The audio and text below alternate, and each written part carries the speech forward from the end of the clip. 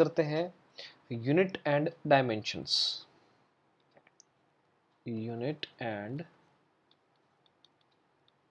Dimensions, this is our first unit of 11th class. तो सबसे पहले हम बात करते हैं कि हमें एक सिस्टम ऑफ यूनिट की जरूरत क्या पड़ी। सिस्टम ऑफ यूनिट, इसकी हमें जरूरत क्या पड़ी। पहले फॉर एग्जांपल आप ये मान के चलो कि हमारे पास कोई सिस्टम ऑफ यूनिट है ही नहीं, ना हमें किलोग्राम का पता है, ना हमें लीटर का पता है, हमें कुछ नहीं पता। तो अगर आप कहीं पर जाते हो, आपको कोई सामान लेना है, आपको आप कैसे बताओगे कि हाँ मुझे ये सामान चाहिए और इतना चाहिए, आप नहीं बता सकते। आपको अगर आपके पास लेंथ का मेजरमेंट नहीं है तो आप डिस्टेंस नहीं बता सकते कि मुझे इतनी दूर जाना है, आप नहीं बता सकते। तो इस वजह से हमें एक सिस्टम ऑफ यूनिट की जरूरत पड़ी। अब सिस्टम ऑफ यूनिट कैसा होना चाहिए, जो हर जगह पे वैलिड हो। ऐसा तो नहीं हो सकता कि हरियाणा का 1 kg अलग है, लेकिन अगर आप पंजाब में गए तो 1 kg डिफरेंट हो गया, राजस्थान में गए तो 1 kg उसका भी डिफरेंट हो गया। और अगर भाई चलो इसमें सब कॉन्टिनेंट की बात करते हैं, आप इंडिया से अगर ऑस्ट्रेलिया गए या फिर कहीं और दूसरे कंट्री में गए, अब वहाँ का अगर 1 kg डिफरेंट हो गया तो इस वजह से इंटरनेशनली ये एक डिसाइड हुआ कि 1 kg हर जगह पे 1 kg ही रहेगा, चाहे वो कहीं पर भी जाओ, कहीं पर भी आप किसी भी जगह पे जाओ। तो इस वजह से हमें एक सिस्टम ऑफ यूनिट की जरूरत पड़ी। उसके बाद हम बात करते हैं डायमेंशंस की। डायमेंशंस के अंदर हमने 7 बेसिक डायमेंशन डिफाइन किए हैं। डायमेंशंस ऑफ लेंथ, लेंथ को एल से डिफाइन, अब वो किसी के अंदर भी हो सकता है। लेंथ वेवलेंथ भी हो सकती है, लाइक लाइट ईयर भी हो सकता है, कोई भी डिस्टेंस है, डिस्प्लेसमेंट है, जो भी लेंथ है उसको हम एल से डिनोट करेंगे। मास को डिनोट करेंगे एम से। उसके बाद टाइम को करेंगे किससे, टी से। देन आफ्टर है टेम्परेचर, टेम्परेचर को करेंगे केल्विन से। देन आफ्टर है amount of substance, amount of substance, इसको हम करेंगे मोल से। केमिस्ट्री में आपने पढ़ लिया होगा। देन आफ्टर है ल्यूमिनियस इंटेंसिटी, ल्यूमिनियस इंटेंसिटी, ये होता है कैंडेला, इसको हम सीडी से डिफाइन कर देते हैं। ल्यूमिनस इंटेंसिटी आपने अगर कभी एलईडी परचेज करी होगी तो उसके ऊपर लिखा रहता है, ल्यूमिनस इंटेंसिटी लिखा रहता है। जितना ज़्यादा ल्यूमिनस होगा उतनी ही ज़्यादा उसकी रोशनी रहेगी। तो अगर एलईडी परचेज करें तो आप ये चीज़ देख सकते हैं वहाँ पर ल्यूमिनस इंटेंसिटी उसकी कितनी दी हुई है। ज़्यादातर की 10 वोट की मिलती है आपको, 800 या 900 मिलती है। जितनी ज़्यादा होगी उतना अच्छा रहेगा। चलो हम नेक्स्ट टॉपिक पे आते हैं। नेक्स्ट टॉपिक हमारा conversion of one system of units to another system. हम कन्वर्जन करेंगे अब, sorry, conversion from one system to another. ठीक है, इसमें बात करते हैं कि सिस्टम में कन्वर्जन, फॉर एग्जांपल आपके पास ऐसा यूनिट है या फिर कोई और यूनिट है और उसको आपको किसी दूसरी यूनिट में कन्वर्ट करना है, तो वहां पर हमारे पास ये चीज काम आती है, इसको इसको हम यूज कर सकते हैं। अब बेसिक फॉर्मूला क्या रहेगा इसका,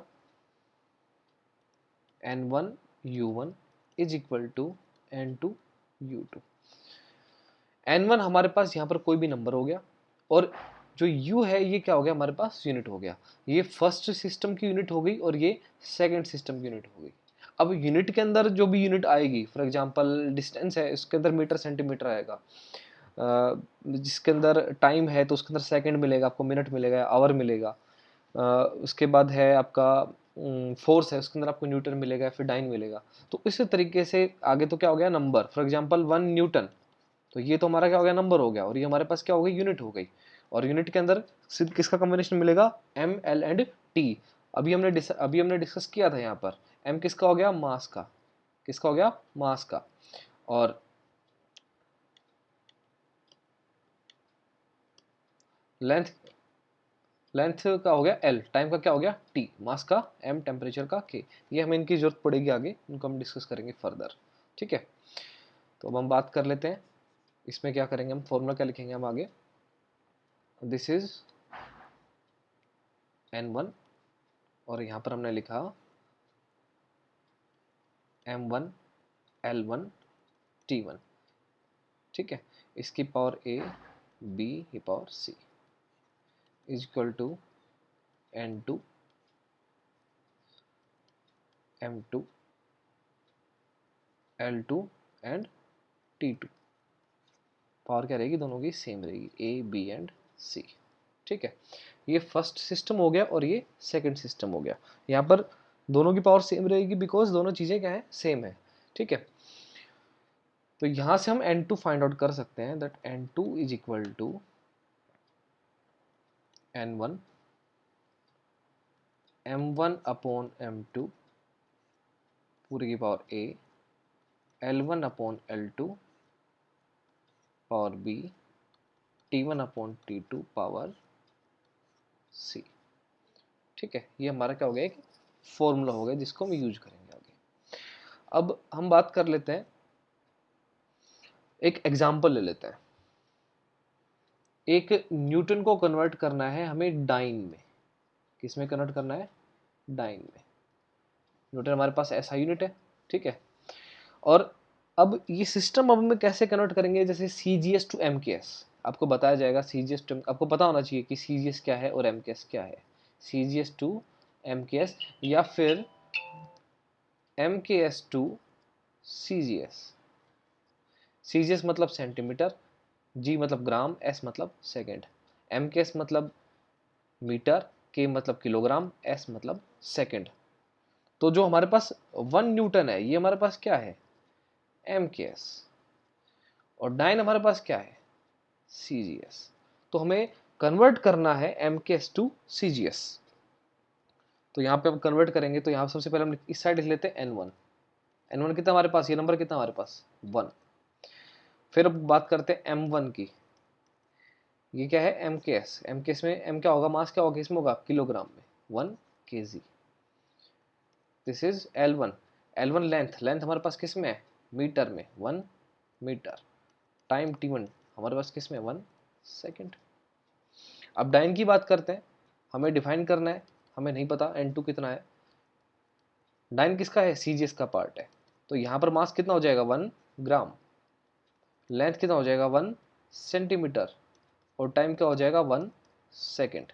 तो इसको हमें कन्वर्ट करना है MKS टू CGS में। हमारे पास N1 आ गया, M1 आ गया, L1 आ गया, T1 M2 L2 और T2 आ गया। अब बात करते हैं कि ABC हमारे पास कहाँ से आएगा। जो आपने पढ़ा था इसके अंदर ये आप देख रहे होंगे, this is A, this is B and this is C। अब ये हमारे पास कहाँ से आएंगे, तो ये उसके लिए हमें क्या निकालना पड़ेगा, डायमेंशनल फॉर्मूला। क्या निकालना पड़ेगा, डायमेंशनल फॉर्मूला ऑफ फोर्स। तो फोर्स का डायमेंशनल फॉर्मूला हमारे पास क्या है, MLT माइनस 2 1 1। तो ये हमारे पास क्या हो जाएंगी power, that A is equal to 1, B is equal to 1, C is equal to -2। तो ये हमारे पास ABC की वैल्यू आ गई, हमारे पास M1 L1 T1 की वैल्यू आ गई, M2 L2 T2 की वैल्यू आ गई। हमें क्या बच गया हमारे पास, N2, जिसको हम फॉर्मूले की हेल्प से निकाल सकते हैं। तो यहाँ से N2 क्या हो जाएगा, N1 M1 अपॉन M2 इसकी power A, L1 upon L2 इसकी power B, T1 upon T2 इसकी पावर C। तो N1 कितना है हमारे पास, 1, और M1 कितना हमारे पास, 1 kg। इसको हम कन्वर्ट कर सकते हैं ग्राम में, 10⁻³ ग्राम। चाहे इसको आप kg में कन्वर्ट कर सकते हैं या फिर इसको आप ग्राम में कन्वर्ट कर सकते हैं, बात एक ही है। तो 1 मीटर किस में हो जाएगा, 100 सेंटीमीटर में, और सेकंड एज इट इज रहेगा। तो सीधा हम वैल्यू पुट कर देते हैं, M1 की कितनी वैल्यू पुट कर दें, 10⁻³ ग्राम डिवाइड बाई M2 कितना हमारे पास, 1 ग्राम। एक वैल्यू कितनी हो जाएगी, 1। L1 कितना हो जाएगा हमारे पास, 10⁻² centimetre divide by 1 centimetre. Power कितनी हो जाएगी, 1। उसके बाद 1 second divide by 1 second, power कितनी हो जाएगी, -2। ग्राम से ग्राम कैंसिल, सेंटीमीटर से सेंटीमीटर कैंसिल, सेकंड से सेकंड कैंसिल। तो हमारे पास कितना बच जाएगा, 10⁻1 dot 10⁻³ dot 10⁻² dot 1 mean to say that हमारे पास बचा 10⁵ N2। इसके आगे हम यूनिट नहीं लिख सकते बिकॉज ये खाली क्या है, एक न्यूमेरिकल नंबर है। तो ये हमारे पास किसकी वैल्यू आ गई, इस क्वेश्चन मार्क की वैल्यू आ गई। तो यहाँ पे हम लिख सकते हैं that 1 newton is equal to 10⁵ dyne. इस तरीके से हम एक सिस्टम को दूसरे सिस्टम में कन्वर्ट कर सकते हैं।